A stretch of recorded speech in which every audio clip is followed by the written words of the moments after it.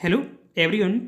Railway exam के लिए आज का हमारा 74वां सेट है और ये video RRB NTPC group T RPF और एएलपी और टेक्नीशियन और रेलवे की अन्य सभी परीक्षाओं के लिए महत्वपूर्ण है।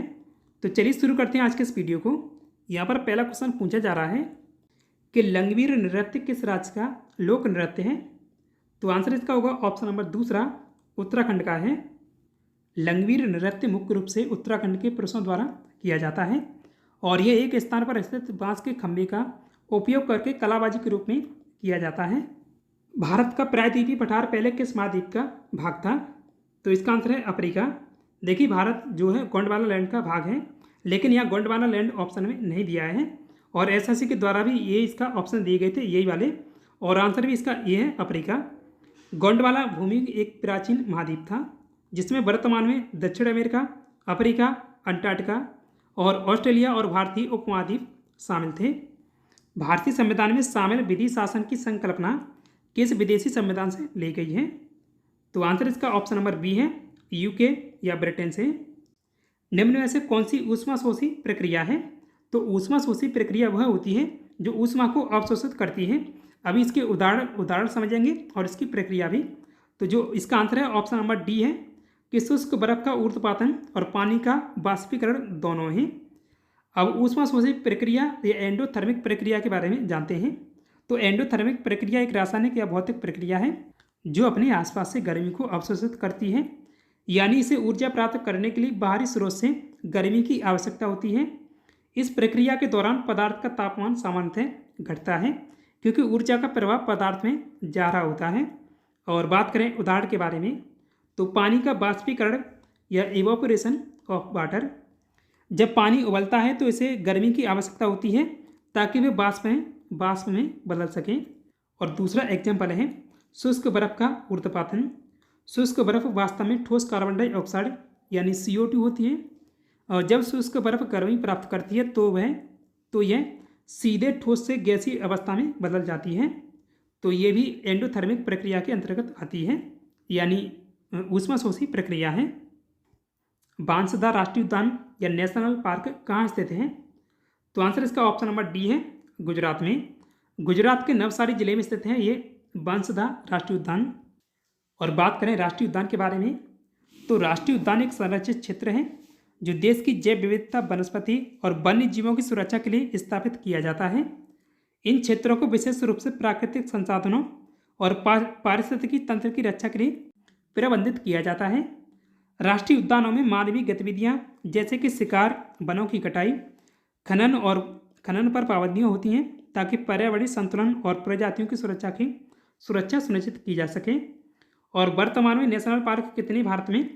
वर्तमान में 106 नेशनल पार्क हैं देश में। निम्न में से कौन सा जैविक उत्प्रेरक है। तो आंसर है एंजाइम।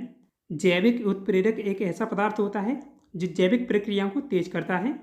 एंजाइम जैविक उत्प्रेरक होते हैं जो जीवित प्राणियों में रासायनिक प्रक्रियाओं को नियंत्रित करने और तेज करते हैं।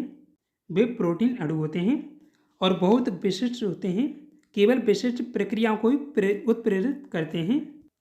लाइट डिटेक्टर उपकरण को के रूप में भी जाना जाता है, यानी लाइट डिटेक्टर उपकरण को और किस नाम से जाना जाता है। तो आंसर होगा पॉलीग्राम के नाम से भी जाना जाता है। पॉलीग्राम उपकरण किसी व्यक्ति की शारीरिक प्रक्रियाओं को मापता है, जैसे कि दिल की धड़कन, रक्तचाप, श्वसन दर और त्वचा की विद्युत चालकता और कई शारीरिक संकेतों को मापता है ताकि यह निर्धारित किया जा सके कि व्यक्ति सच बोल रहा है या झूठ, यानी यह झूठ पकड़ने की मशीन है। देखिए दोस्तों, एक गलती से लिख गया है, ये पॉलीग्राम नहीं पॉलीग्राफ होता है। ब्रिटिश भारत के किस वायसराय ने सांख्यिकी सर्वेक्षण कराया था। तो आंसर होगा लॉर्ड मेयो के द्वारा कराया गया था।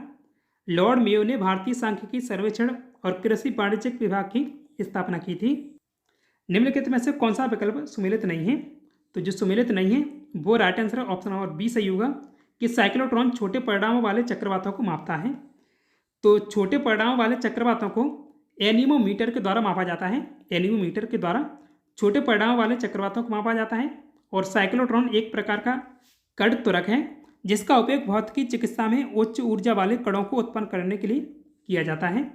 और इसका आविष्कार अर्नेस्ट लॉरेंस द्वारा 1929-30 में कैलिफोर्निया विश्वविद्यालय USA में किया गया था। लॉरेंस को इस आविष्कार के लिए 1939 में भौतिकी का नोबेल पुरस्कार भी दिया गया था। और जो बाकी मिलान दिए गए वो सही हैं। जो कंपास है नेविगेशन के लिए प्रयोग किया जाता है और उत्तर दक्षिण दिशाओं को इंगित करता है। तीसरा ऑप्शन है एक्टिनोमीटर, यह विकिरण की तीव्रता को मापता है। और इलेक्ट्रोस्कोप, ये विद्युत आवेश की उपस्थिति का संसूचन करता है। ऑक्सफोर्ड ऑफ द ईयर 2023 के शब्द को चुना गया है। तो राइट आंसर होगा रिज को। रिज एक अंग्रेजी भाषा का शब्द है। इसका उपयोग किया जाता है किसी अन्य व्यक्ति को आकर्षित करने या आकर्षित करने की क्षमता का वर्णन करने के लिए किया जाता है। देखिए रेलवे एनटीपीसी के द्वारा 2021 में ये पूछा गया था 2019 के लिए, तो तब इसका जो शब्द था वो संविधान था, लेकिन अभी वर्तमान में रिज है। संविधान सभा में भारत के राष्ट्रीय ध्वज तिरंगे को इसके वर्तमान स्वरूप में कब अपनाया गया था? तो राइट आंसर होगा 22 जुलाई 1947 को। 22 जुलाई 1947 को संविधान सभा में भारत के राष्ट्रीय ध्वज तिरंगे को इसके वर्तमान स्वरूप में अपनाया गया था और इसका निकटतम संस्करण 1923 में अस्तित्व में आया था। इसे पिंगली वेंकैया ने डिजाइन किया था। 2011 की जनगणना के अनुसार भारत में अधिकांश लोग से अन्य राज्यों में प्रवेश किए थे। तो right answer option number C होगा। उत्तर प्रदेश और बिहार से अन्य राज्यों में प्रवेश किए हैं अधिकांश लोग। जैन मठ संस्थानों को क्या कहा जाता है? तो आंसर इसका ऑप्शन नंबर सी है बसादिश। बसादिश को हिंदी या अन्य भारतीय भाषाओं में आमतौर पर जैन मंदिर या जैन बस्ती कहा जाता है। एक व्यक्ति 2 सेकंड में 1000 जूल का कुछ कार्य करता है तो उसकी शक्ति क्या होगी? तो देखिए समय टी दिया गया है 2 सेकंड और कार्य यानी W बराबर दिया गया है 1000 जूल। तो यहाँ P निकालना है यानी शक्ति। तो शक्ति बराबर फॉर्मूला होता है यानी P बराबर फॉर्मूला है W/T, यानी कार्य ऊपर है और समय नीचे। तो 1000 जूल वाट बराबर 1000 जूल दिया गया है और समय कितना है 2 सेकंड है। तो जो शक्ति आ जाएगी वो 500 वाट आएगी, यानी 2 का भाग 1000 में देंगे तो 500 वाट आएगी। और जो शक्ति का मात्रक होता है वो होता है वाट। तो right answer option number D होगा 500 वाट। ब्रिटिश भारत के वायसराय लॉर्ड मेयो का शासनकाल कब से कब तक रहा था? तो आंसर होगा 1869 से 1872 के बीच। भारत सरकार द्वारा किस ग्रामीण आवास योजना को पुनर्संरचित करके प्रधानमंत्री ग्रामीण आवास योजना का सृजन किया गया है? तो पहले इसका नाम इंदिरा गांधी आवास योजना था। राइट आंसर पहला होगा। प्रधानमंत्री ग्रामीण आवास योजना कब शुरू की गई थी? तो इसका आंसर है 1 अप्रैल 2016 को। और बात करें प्रधानमंत्री ग्रामीण आवास योजना के बारे में, तो ये भारत सरकार द्वारा भारत में ग्रामीण गरीबों को आवास उपलब्ध कराने के लिए बनाया गया एक सामाजिक कल्याण कार्यक्रम है। और इसका पहले नाम इंदिरा गांधी आवास योजना था, जो इसकी शुरुआत की गई थी राजीव गांधी जी के द्वारा 1985 में। और 2000 जो प्रधानमंत्री ग्रामीण आवास योजना है इसका नारा है कि 2022 तक सभी के लिए आवास। और इसका प्रारंभ हुआ है 1 अप्रैल 2016 में, यानी जो इंदिरा गांधी आवास योजना है इसकी जगह पर रविंद्रनाथ टैगोर ने या खालिस्तानी की वजह से अपनी न्याय छूट की उपाधि वापस लौटा दी थी। तो आंसर इसका होगा ऑप्शन नंबर पहला जलियांवाला बाग नरसंहार, जो अमृतसर पंजाब में हुआ था। और बात करें जलियांवाला बाग हत्याकांड के बारे में, तो जलियांवाला बाग हत्याकांड जिसे अमृतसर हत्याकांड के नाम से भी जाना जाता है। और ये कब हुआ था?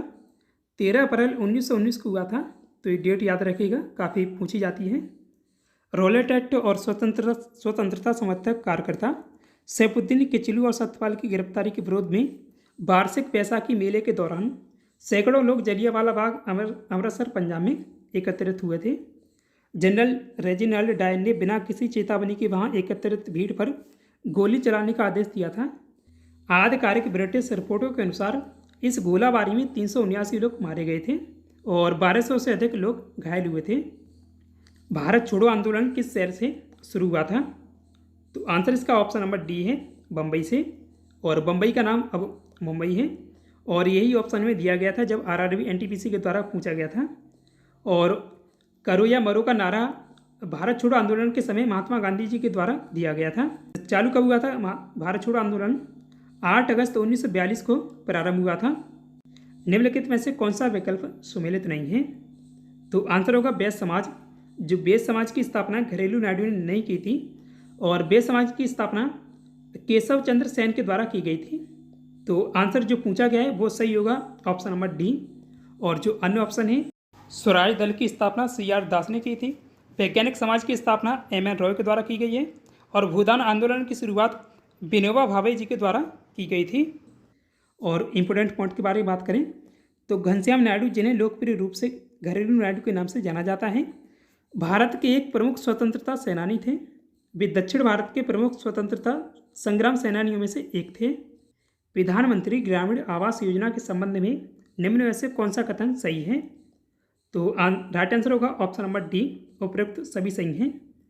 यानी प्रधानमंत्री ग्रामीण आवास योजना के अंतर्गत कच्चे मकान की सूची सामाजिक आर्थिक एवं जाति जनगणना 2011 में आवास अभाव पैरामीटर के आधार पर तैयार की जाती है। तो ये सही है। 2, 3 या 4 पहिया वाहन या मोटर चालित वाहन वाले, या वाहन होगा नाव की जगह, तो वाहन वाले परिवारों को प्रधानमंत्री ग्रामीण आवास योजना से बाहर रखा गया है। तो ये भी सही है। 50,000 रुपये तक सीमा वाले किसान क्रेडिट कार्ड धारकों को भी प्रधानमंत्री ग्रामीण आवास योजना से बाहर रखा गया है। और आप पिछले वाले पेपर को देखेंगे तो ऐसे क्वेश्चन काफ़ी पूछे गए हैं इस योजना से संबंधित। प्रधानमंत्री ग्रामीण आवास योजना का लाभ पाने के लिए निम्न में से कौन पात्र नहीं है? तो जो पूछा गया है ऑप्शन बी सही है। यदि परिवार का कोई सदस्य 10,000 रुपये प्रतिमाह से अधिक कमाता है तो वो प्रधानमंत्री ग्रामीण आवास योजना का लाभ नहीं ले सकता है। जो बाकी ऑप्शन दिए गए हैं, यानी प्रधानमंत्री ग्रामीण आवास योजना के अंतर्गत कच्ची छत वाले 0, 1 या 2 कमरे वाले कच्चे मकान शामिल हैं। तो ये इसके पात्र हैं। मैनुअल इसके वेंजर, ये मेला ढोने वालों के लिए शब्द प्रयोग होता है, तो ये भी इसमें शामिल हैं। बिना किसी आश्रय वाले परिवारों को प्रधानमंत्री ग्रामीण आवास योजना के तहत कवर किया गया है। DRDO का पूरा नाम क्या है? तो इसका पूरा नाम है defence research and development organisation. Option B सही होगा। और अब बात करें DRDO के बारे में, तो DRDO की स्थापना की गई थी 1958 में। और DRDO का हिंदी में नाम है रक्षा अनुसंधान एवं विकास संगठन। यह भारत सरकार के रक्षा मंत्रालय के अधीन एक रक्षा अनुसंधान एवं विकास संस्था है, जो देश की रक्षा क्षमताओं को मजबूत बनाने के लिए विभिन्न तकनीकी और वैज्ञानिक अनुसंधान एवं विकास के लिए कार्य करती है। इनमें से 3 किसी तरह से एक समान है जबकि एक असंगत है। तो असंगत शब्द का चयन करना है। तो देखिए, देहरादून, कोहिमा और जयपुर। देहरादून ये राजधानी है उत्तराखंड की, कोहिमा नागालैंड की राजधानी है और जयपुर राजस्थान की। जो तिनसुकिया है ये असम का जिला है, ये असम की राजधानी नहीं है। तो यही इसका राइट आंसर होगा। तिनसुकिया असम का जिला है और असम की राजधानी दिसपुर है। भारत में किस तारीख को सबसे छोटा दिन होता है? राइट आंसर होगा 22 दिसंबर को। बात करें महत्वपूर्ण बिंदुओं के बारे में, तो जो 22 दिसंबर का दिन होता है वो साल का सबसे छोटा दिन होता है। वहीं जो 22 दिसंबर की रात होती है वो सबसे लंबी रात होती है साल में। और भूगोल की भाषा में इसे शीत अयनांत कहते हैं या विंटर सोल्स्टिस कहते हैं इंग्लिश में। और हर साल 21 या 22 दिसंबर को सूर्य की किरणें दक्षिणी गोलार्ध में स्थित मकर रेखा पर सीधी पड़ती हैं, जिसके चलते उत्तरी गोलार्ध सूर्य से सबसे अधिक दूरी पर होता है। इसी की वजह से उत्तरी गोलार्ध में इस समय ठंडा मौसम होता है और यह साल का सबसे छोटा दिन होता है। माइक्रोसॉफ्ट एक्सेल में वर्क बुक, फिर यहाँ पर खालिस्तान है, एक संग्रह होता है। तो आंसर होगा इसका ऑप्शन नंबर सी, वर्कशीट का संग्रह होता है। और महत्वपूर्ण बिंदुओं के बारे में बात करें तो माइक्रोसॉफ्ट एक्सेल में वर्कशीट का एक संग्रह होता है और एक वर्कबुक में एक या एक से अधिक वर्कशीट होती हैं और प्रत्येक वर्कशीट में कोशिकाओं यानी सेल्स का एक ग्रिड होता है जिसमें डेटा, फॉर्मूला, चार्ट्स आदि को स्टोर किया जा सकता है। 2022 के लिए पश्चिम बंगाल के उच्चतम नागरिक पुरस्कार बंग विभूषण से किसे सम्मानित किया गया है? तो जब 2018 में ये पूछा गया सवाल तो तब इसके विजेता और थे, लेकिन जो वर्तमान में इसके विजेता हैं वो पंडित अनिंदो चटर्जी हैं। तो आंसर इसका सी से ही होगा। देखिए, बंग विभूषण पुरस्कार कई कैटेगरी में दिया जाता है। तो 2022 में इसके विजेता हैं पंडित अनिंदो चटर्जी। इन्हें संगीत के क्षेत्र में ये पुरस्कार मिला है। मोहन बागान को खेल के क्षेत्र में, पूर्वी बंगाल को खेल में, और जो मोहम्मडन स्पोर्टिंग इसे भी खेल के क्षेत्र में मिला है। और कुमार सानू को इन्हें संगीत के क्षेत्र में, अभिजीत भट्टाचार्य को संगीत में और देवशंकर हल्दर को एक थिएटर कलाकार हैं। बंग विभूषण सम्मान की शुरुआत कब हुई थी? तो आंसर होगा 2011 में। बंग विभूषण सम्मान पश्चिम बंगाल का सर्वोच्च नागरिक सम्मान है। यह पुरस्कार उन व्यक्तियों को दिया जाता है जिन्होंने विभिन्न क्षेत्रों में उत्कृष्ट योगदान दिया हो, जैसे कि कला, साहित्य, विज्ञान, शिक्षा, समाज सेवा और खेल में। खाद्य एवं कृषि संगठन यानी FAO के सोफिया 2024 डेटा के अनुसार कौन सा देश विश्व का सबसे बड़ा मछली उत्पादक देश है? तो जब 2021 में पूछा गया था तब डेटा इसका और था, लेकिन अभी सबसे बड़ा मछली उत्पादक देश चीन है और चीन पहले स्थान पर है मछली उत्पादन में इसके अनुसार 2024 में। इंडोनेशिया दूसरे स्थान पर है और अपना देश भारत तीसरे स्थान पर है। दिए गए 4 विकल्पों में से 3 किसी तरह संगत हैं जबकि एक असंगत है, तो यहाँ पर असंगत का चयन करना है। तो देखिए जो राइट आंसर होगा ऑप्शन नंबर बी सही होगा, RBI। जो RBI भारत का केंद्रीय बैंक है और जो बाकी ऑप्शन है HDFC, ICICI बैंक और SBI, ये तीनों भारत की वाणिज्यिक बैंक हैं। बात करें RBI के बारे में तो ये भारत की केंद्रीय बैंक है जो देश की मौद्रिक नीति का संचालन करता है और मुद्रा जारी करता है और वित्तीय प्रणाली की स्थिरता को सुनिश्चित करता है। बात करें वाणिज्यिक बैंकों के बारे में तो ये बैंक ग्राहकों को बैंकिंग सेवाएं प्रदान करती हैं, जैसे कि जमा स्वीकार करना, ऋण देना और अन्य वित्तीय सेवाएं प्रदान करती हैं। उस विकल्प का चयन करें जिसका तीसरे पद से वही संबंध है जो कि दूसरे पद का पहले पद से है। तो खोया और पाया यानी खोए का पाया ये इसका विपरीत है, ये आपस में दोनों के विपरीत हैं। तो व्यय का विपरीत होगा बचत। तो राइट आंसर होगा ऑप्शन नंबर C, बचत। बेद समाज की स्थापना किसने की थी? राइट आंसर है ऑप्शन नंबर C, A और B दोनों, यानी केशव चंद्र सेन और के श्रीधरलू नायडू। बेद समाज की स्थापना केशव चंद्र सेन और के श्रीधरलू नायडू ने की थी और कहाँ की गई थी? मद्रास, चेन्नई में। कब की गई थी? 1864 में। बेद समाज ब्रह्म समाज से प्रेरित था। इनमें से कौन सा असंगत है? तो राइट आंसर है ऑप्शन नंबर B, कुदाल। कुदाल एक कृषि उपकरण है जो मिट्टी को गोड़ने, घास काटने या कृषि के अन्य कामों में काम आता है। और छुरी, कटार और तलवार ये कुछ काटने या छेद करने में काम में आती हैं, तो इसलिए कुदाल असंगत है। निम्न में से कौन असंगत है? तो राइट आंसर है ग्लेशियर। जो ग्लेशियर होते हैं बर्फ़ से बने होते हैं, एक बर्फ़ की संरचना है। और जो पठार, घाटी और पहाड़ियाँ ये तीनों मिट्टी और चट्टानों से बनी होती हैं और एक भू-स्थिर आकृति है, तो इसलिए जो ग्लेशियर है वो सही होगा, यानी इनमें से अलग है। DRDO के वर्तमान में अध्यक्ष कौन है? तो 2021 में पूछा गया है, लेकिन ये अभी का अपडेट है। तो इसका राइट आंसर है option number A, Sameer V Kamat इसके अध्यक्ष हैं DRDO के। DRDO की स्थापना कब हुई थी? तो करेक्ट आंसर है 1 जनवरी 1958 को। भारतीय भूवैज्ञानिक सर्वेक्षण की स्थापना कब हुई थी? तो राइट आंसर होगा 4 मार्च 1851 को। भारतीय भूवैज्ञानिक सर्वेक्षण भारत की यानी GSI भारत की एक वैज्ञानिक एजेंसी है और इसकी स्थापना 1851 में खान मंत्रालय के तहत भारत सरकार के संगठन के रूप में की गई थी।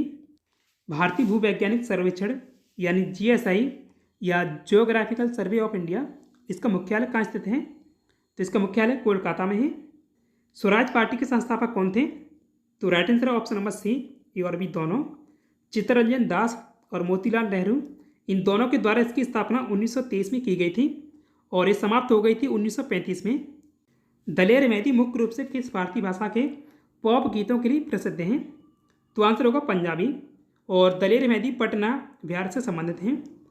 और ये सवाल अभी SSC CHSL के द्वारा पूछा गया 2024 का सवाल है। तो कल आपसे पूछा था कि छत्रपति शिवाजी किस मराठा घराने से संबंधित हैं? तो आंसर इसका होगा ऑप्शन नंबर पहला, भोसले। आज के लिए आपका टेस्ट क्वेश्चन है कि भारत की पहली प्रशिक्षित महिला चिकित्सक कौन है?